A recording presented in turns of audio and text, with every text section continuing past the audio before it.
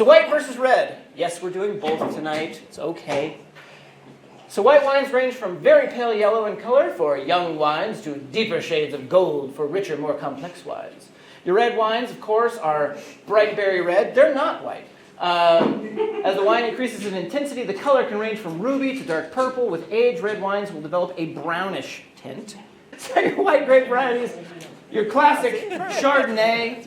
I'm sure everyone has had a Chardonnay at least once. Yep, that's the move. Go ahead. And if you haven't, you're going to. Sauvignon Blanc, Sometimes they work. like what's coming around.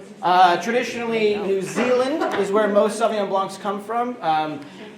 Generally, with Sauvignon Blancs, the dividing line is New Zealand. Is it New Zealand or not New Zealand? And that's because New Zealand is so tart and minerally and gooseberry. And if you don't like those things, you don't dislike Sauvignon Blanc. You just don't like New Zealand I'm sure Sauvignon Blanc. everyone has had a Chardonnay. Your Pinot Grigio and Pinot Gris.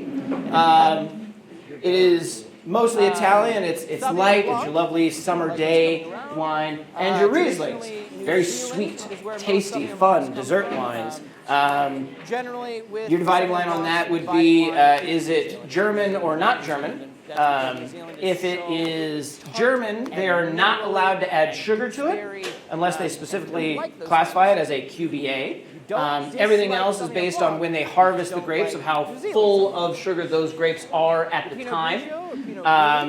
And then in the rest of the world, we just add sugar to it. So we've got plenty of lovely Rieslings that get a lot of sweetness from a bag. Tasty, fun dessert wines. So your Sauvignon Blancs. Your dividing line on that would be Generally dry, high in acidity, medium-bodied, crisp and herbaceous. if it is The French word, German, sauvage, they are is wild, not and allowed blanc to is add white. sugar It's to white it and wild. unless they specifically You classify get them it in as a France, New QBA. Zealand, Chile, South Africa. South Africans are traditionally very clean. They're light, crisp, and clean. And then in the rest of the world, we just add sugar. So here's the wine that is coming around, the Mato Bay out of Marlborough. So this is indeed a New Zealand. So again, if you like it, great, awesome, have more. If you don't like it, it's not the grape's fault. It's just New Zealand. It's where it comes from. It's the style they do and have. It's pretty typical of what New Zealand does because it has that real tart citrus and minerality behind it. But it does have that real minerally grapefruit kind of slate flavor behind it. Yeah, and that is very much the New Zealand style. So now you know what New Zealand has going on. And again, if you like it, great. Plenty of good New Zealand wines. If you don't like it, check out the French ones. Much lighter, much less minerality, very crisp. Green grass and lemon, and lime and passion. Yeah.